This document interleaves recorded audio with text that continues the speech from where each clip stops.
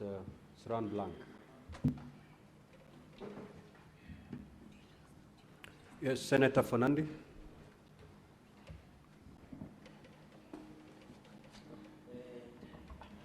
Mheshimiwa Rogony, I'm told you are the Mutuse of Kericho. Two questions only will be, one, are you aware of Section 45 and Section 44 on the appointment and nomination, that both the county secretary and chief officers are nominated or appointed by the governor after competitively being recruited by County Public Service Board? Number two, Speaker, sir, is the ground on fictitious payments the only ground that you want Governor Mutai to go home? Number three, in your culture, of course the Kipsigis culture, what happens to the person who hits or misuses the money belonging to the death? And finally, what do you mean by pastor's appreciation of paying 100,000 shillings? Is the prayer so expensive in Kericho? And out of 14 million, 4 million went to, approximately 4 million went to the victims, 10 million went to expenses. Was this justifiable? And finally, what do you want us to do to the governor? I thank you, Mr. Speaker, sir. Senator Essie.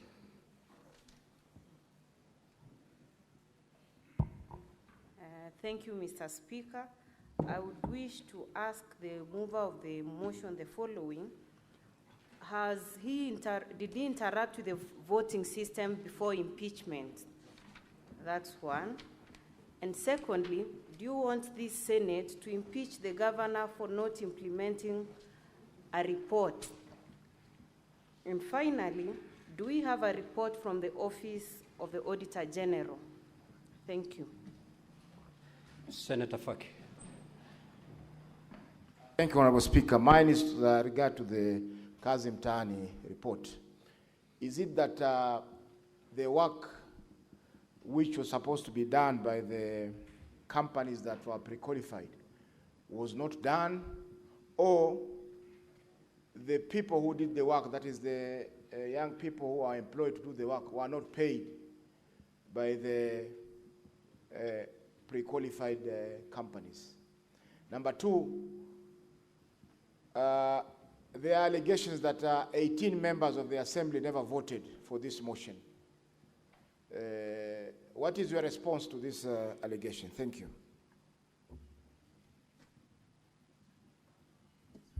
Senator Kericho Tabitha.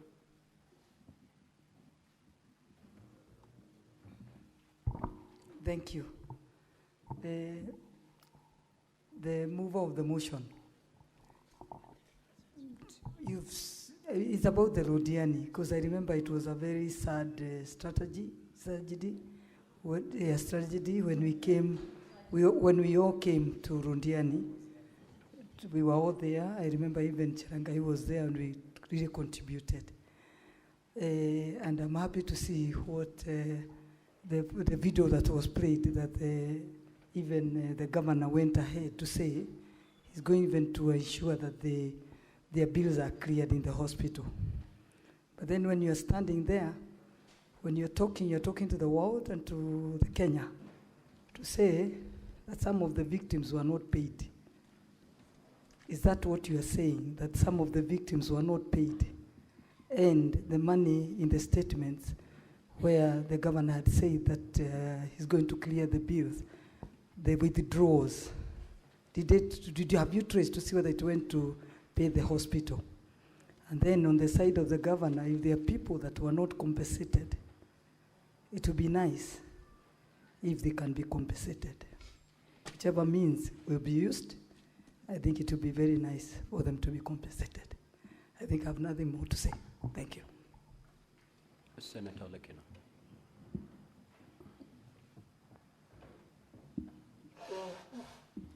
Thank you, Mr. Speaker. My question is direct to the witness, reminding you that you are under oath. There's a specific question that you asked, whether indeed you voted for a particular MCA That is issue number one. And I want you to be very candid on this matter, because earlier on we were dealing with the issue of the threshold. And this is what is going to determine whether this governor goes home, ends his career, or he stays to serve the people of Kericho. So can you please reiterate and repeat under oath whether or not you voted for the nominated MCA, or whether you offered him an incentive to be able to vote so that you can achieve the threshold? Thank you, Mr. Speaker. Senator Kenyu.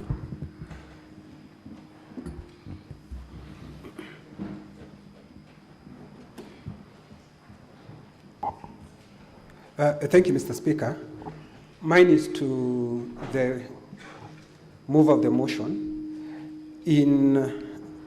In volume 40, page 60,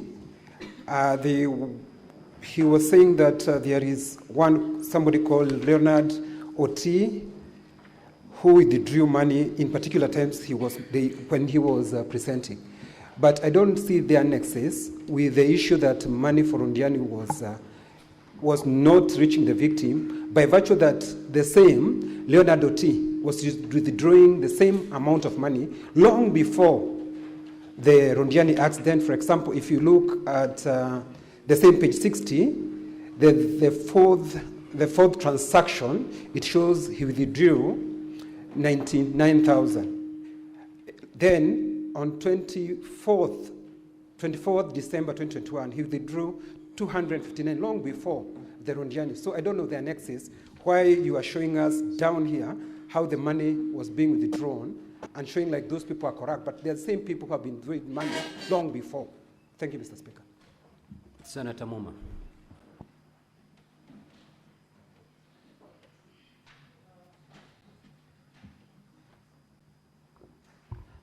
Thank you, Honorable Speaker. Now, my question is for clarification on the issue of whether the governor is accountable to the assembly, whether you are able to call the governor.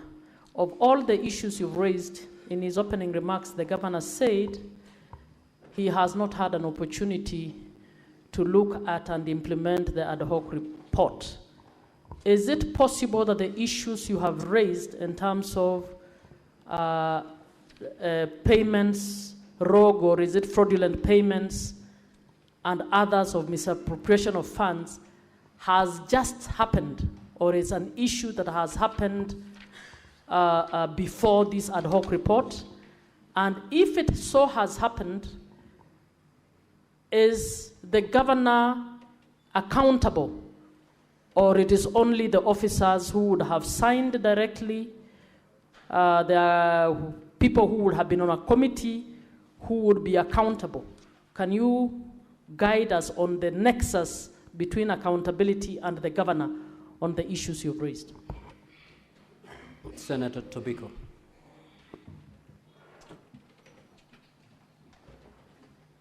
Thank you, Speaker.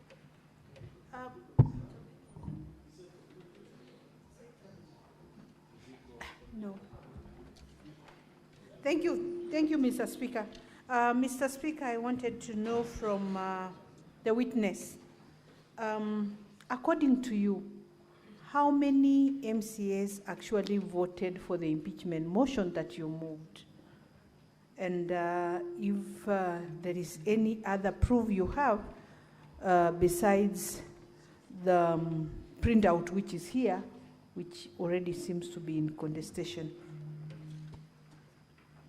Senator Tabitha.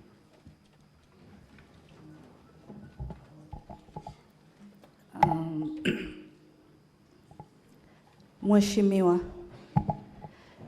could you clarify before this house if in any way you either forcefully took any of your colleagues' phone and voted without their consent?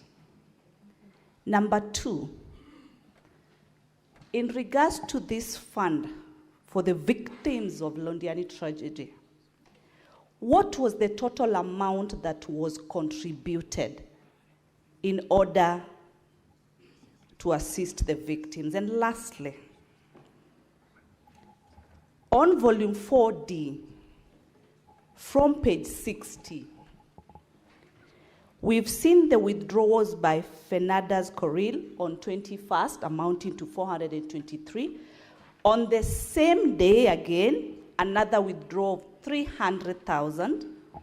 On the same day, another withdrawal by Leonard, amounting to 100, and another withdrawal by the same Leonard, amounting to 300. Who are the signatories of this account? And as we currently speak, these people are fired. In your wisdom, do you feel that these people participated in one way or the other by fraudulently or in whichever capacity, they withdrew this money for their own personal gain? Again, on volume 4B, page 83, I've been able to look at the total expenditure, the alluded expenditure, as you actually explained earlier, amounting to 13.5 million. But you state before this house that only 4 million. Senator Mariam Sheikh.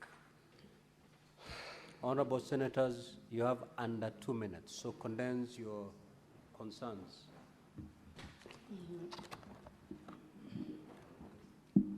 Senator Mariam, your time is running. Thank you, Chair. My question is,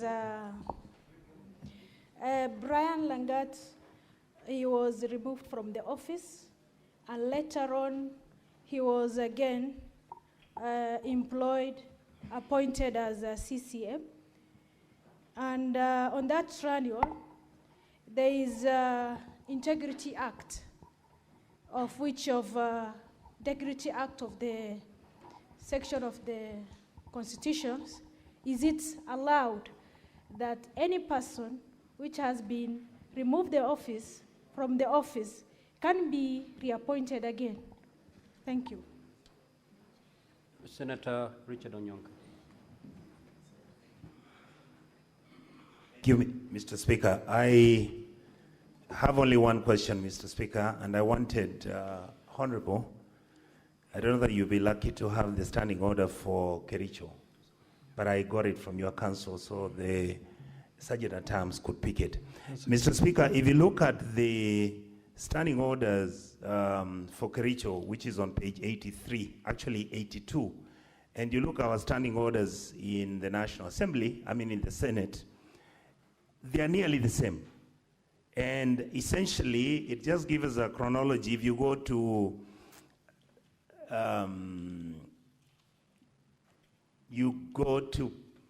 Standing Order 36. Sorry, Mr. Speaker. It's basically on electronic voting. What I wanted you to clarify, because it's a matter that we've discussed as members of this sitting, when the voting was done electronically, did you people have a manual system in case the electronic system was going to fail? Because that's what we do here. Every time our system will fail, the speaker will say log in. If it logs in and it doesn't, we are then asked to actually walk to the speakers and we then register and say, no, I wanted to vote yes or no. Did you people have such a last line of defense in case the electronic voting didn't work? Because the question that is related to that is, what would have happened if the electronic system didn't work? Thank you, Mr. Speaker. Senator Nyamu.